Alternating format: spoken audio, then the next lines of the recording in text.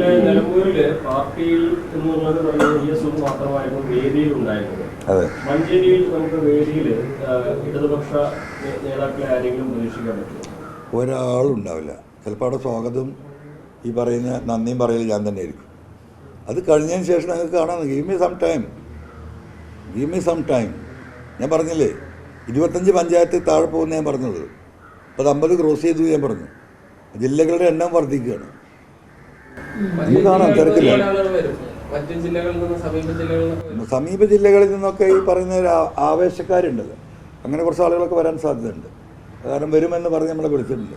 സമസ്തയുടെ മുഖപത്രം ഇന്ന് മുഖ്യമന്ത്രിക്കും ഒപ്പം സർക്കാരിനും വിമർശനമായിട്ട് മുഖപ്രസംഗം എഴുതിയിട്ടുണ്ട്.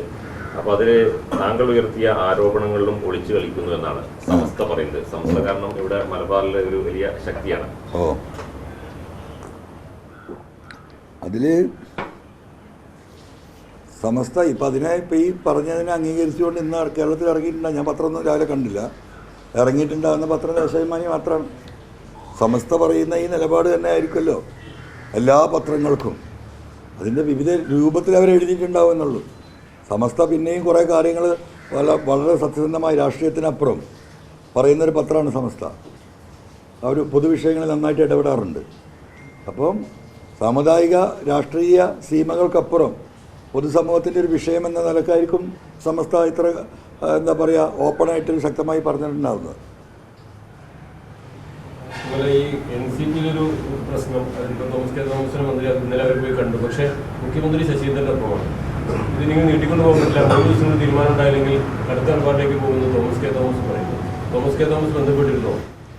തോമസ് ബന്ധപ്പെട്ടില്ല. ഇനിയിപ്പോൾ എല്ലാവരും ബന്ധപ്പെടാൻ പോകില്ലേ? ഞാൻ പറഞ്ഞില്ലേ, ഒരാളെയും ബന്ധപ്പെടില്ല. ഇനിയിപ്പോൾ ചൊവ്വാഴ്ച സഭയിലെത്തില്ലോ, അല്ലെങ്കിൽ തിങ്കളാഴ്ച ഇവരോടൊക്കെ സംസാരിക്കും. അങ്ങനെ ഒരുപാട് MLA-മാരുണ്ട്.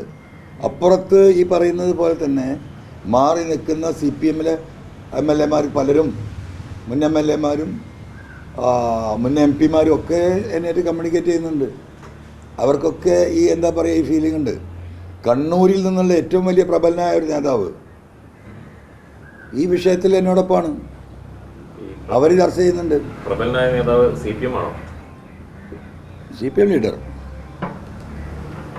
താങ്കളുടെ യോജിച്ച് പാർട്ടിയുടെ പ്രവർത്തനമായിട്ട് അല്ല, ഇതൊരു പാർട്ടി സംവിധാനമായി പോവുകയാണെങ്കിൽ സഖാക്കൾ അതിനനുസരിച്ച് പ്രതികരിച്ചാൽ സഖാക്കളെയും കമ്മ്യൂണിസ്റ്റ് പാർട്ടിയെയും സ്നേഹിക്കുന്ന ഒരുപാട് ലീഡേഴ്സ് ചെറുതും വലുതുമായവർ ഈ എന്താ പറയുക, ഇതിപ്പോൾ ഒരു ട്രെയിനിൻ്റെ എൻജിനാണ് ഞായറാഴ്ച പ്രഖ്യാപിക്കപ്പെടുന്നത്. ബോഗി പിന്നാലെ വരുന്നത്. എൻജിനിങ്ങനെ പോകുമല്ലോ, കണ്ടിട്ടില്ലേ? നമ്മൾ ബോഗി കൊളുത്താൻ വേണ്ടിയിട്ട് എൻജിൻ മാത്രം അനുമതി കണ്ടില്ലേ? റെയിൽവേ സ്റ്റേഷനിലൊക്കെ നമ്മൾ കാണുമല്ലോ. അതുപോലെ ഇപ്പോൾ ഇത് എൻജിൻ മാത്രമേ ഉള്ളൂ. ബോഗി പല സ്ഥലത്തായി കിടക്കുക. ഈ എൻജിൻ ഇങ്ങനെ പോയി ഇവിടെ നിന്ന് കൊളുത്തും, പിന്നെ അങ്ങനെ പോവും, അവിടെ നിന്ന് കൊളുത്തും. അങ്ങനെ കേരളം മുഴുവൻ അങ്ങനെ ഒരു 2 റൗണ്ട് നടക്കുമ്പോഴത്തേക്ക് കുറേ ബോഗികൾ ഇതിൽ ഘടിപ്പിക്കപ്പെടും. അതാണ് ഇതിൻ്റെ പൊളിറ്റിക്കൽ സ്ട്രാറ്റജി. അതെയാണ്. കണ്ണൂർ മാത്രമല്ല, അല്ലാത്തടത്തുണ്ട്. ADGP-യുടെ വിഷയത്തിൽ CPI നാണം കെടുന്ന അവസ്ഥയിലേക്ക് തോന്നുന്നുണ്ട്. അത് CPI പറയുന്നത്. CPIയെ കുറിച്ച് ജനങ്ങൾക്ക് ചെറിയ പ്രതീക്ഷ ഉണ്ടായിരുന്നു. അപ്പോൾ അത് CPI നേതൃത്വം ആലോചിക്കട്ടെ. ഇപ്പോൾ ഞാനത് പറയുന്നില്ല, പറയേണ്ട ഘട്ടം വരുമ്പോൾ നമുക്ക് പറയാം. പക്ഷേ CPI അങ്ങനെ ചെയ്യാൻ പാടില്ലായിരുന്നു. അത്ര എനിക്കത് പറയാനുള്ളൂ വ്യക്തിപരമായിട്ട്.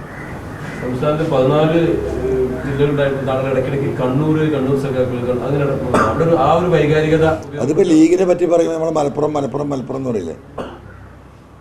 അല്ല, ഞാൻ പറയട്ടെ, ഇപ്പോൾ ലീഗ് പ്രവർത്തകർ ഇപ്പോൾ കേരളത്തിൻ്റെ മറ്റു ജില്ലകളിൽ നിന്ന് മലപ്പുറത്ത് വരുമ്പോൾ അവർക്കൊരു സന്തോഷമാണ്. ഇപ്പോൾ കമ്മ്യൂണിസ്റ്റുകാരെ സംബന്ധിച്ച് ഇന്നെ സംബന്ധിച്ച് ഞാൻ പറയാം, നമ്മൾ പല ജില്ലയിൽ പാർട്ടീൻ്റെ പരിപാടിക്ക് പോയിട്ടുണ്ടല്ലോ. കണ്ണൂർ പോകുമ്പോൾ നമുക്ക് വേറെ സന്തോഷമാണ്. അത് ഓരോ പാർട്ടിക്കുണ്ടോ. കേരള കോൺഗ്രസ്സുകാർക്ക് കോട്ടയത്ത് പോകുമ്പോൾ ഭയങ്കര സന്തോഷമായിരിക്കും. അതൊരു ഒരു സംഗതിയാണ്, ഈ നാട്ടിൽ നിലനിൽക്കുന്നതാണല്ലോ. അപ്പോൾ അത്രേ ഉള്ളൂ.